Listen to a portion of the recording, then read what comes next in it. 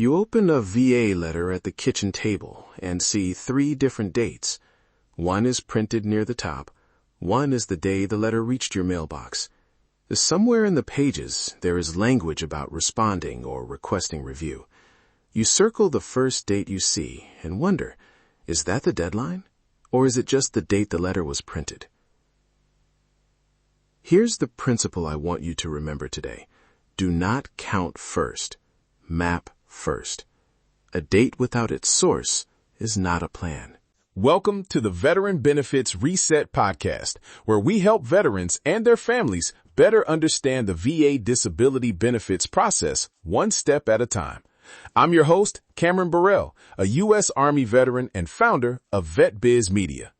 Today, we're building a simple VA deadline map so a confusing letter can become a clear list of questions and next steps. Veteran to veteran, this is Facts Over Frustration and Education Before Action. This episode is general education. I cannot calculate a deadline for your situation, tell you which review option to choose, or predict what will happen with a claim. VA notices, forms, review pathways, and requirements can change, and the information that controls depends on your specific correspondence and circumstances. Use this episode to organize what you have, then verify current information through official VA resources or with a VA-accredited veteran service organization, claims agent, or attorney when appropriate. Why map before counting? Because a VA letter may contain several dates, and they can serve different purposes. Start with the date printed on the notice. Record it exactly as shown, but do not assume its role. Then record what you know about when the notice arrived or when you first saw it. Keep the envelope if you have it, or preserve the electronic notification. Ask a qualified source how that information applies to your situation, rather than treating your own estimate as a universal rule. Next, look for the action the VA notice describes. Is it a decision, a request for information, a development letter, an acknowledgement of something you submitted? Does it explain review or appeal pathways? And where exactly does it say that? The relevant language may be in the body of the letter, on another page, or in an enclosure. This is where I want you to stop. Don't open an online calculator yet. First ask, what kind of document is this? What did the VA actually address? And what action does the notice describe? Now, create the map. It can be a notebook page, a spreadsheet, or a secure digital note. Write 7 headings: document name, issue date, received or first seen date, action requested, stated timing, source location, and verification question. The point is not to make a perfect legal record in your living room. The point is to keep facts, assumptions, and unanswered questions from getting mixed together. Here's what a small section might sound like when you fill it in. Document, VA decision notice. Issue date, copied exactly from the notice. Received, June 12th, based on the envelope.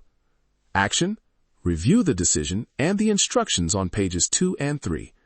Stated timing, copied word for word or marked not yet verified. Source, page 2 and the attached instructions.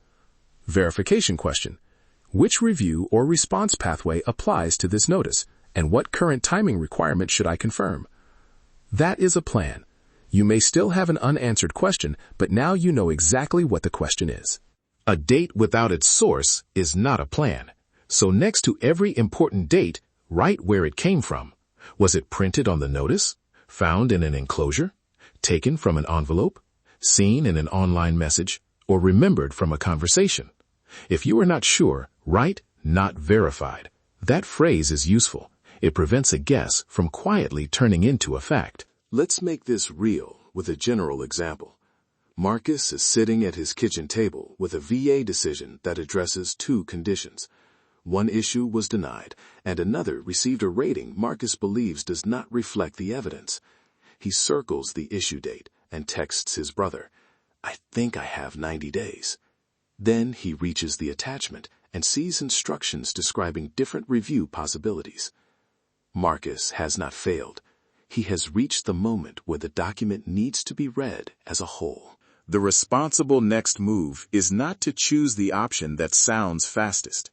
Marcus should place the complete notice, every page and enclosure, and any related submission information together. Then he can identify what was decided, the reasons given, the evidence considered, and the review or appeal pathways described in the notice. Higher-level review, a supplemental claim, a board appeal, or another option may involve different requirements. The specific notice and current official guidance need to be checked before anyone makes that choice. Marcus might bring his map to an accredited representative and ask, "What decision am I reviewing? Which pathways are actually listed in this notice? Does the evidence I have relate to the reason given? Which dates have I recorded and which still need verification? What documents should I bring to our next conversation?" Those questions do not ask for a guarantee. They help the person assisting him see the same document, the same source language, and the same uncertainty. There are 3 habits that create avoidable confusion. First, relying on memory. A letter gets set aside, and a date that felt obvious becomes difficult to reconstruct. Second, treating an internet calculator or comment as the final answer without checking the actual notice and current official information. Third, waiting until the last possible day to begin gathering documents or finding qualified help.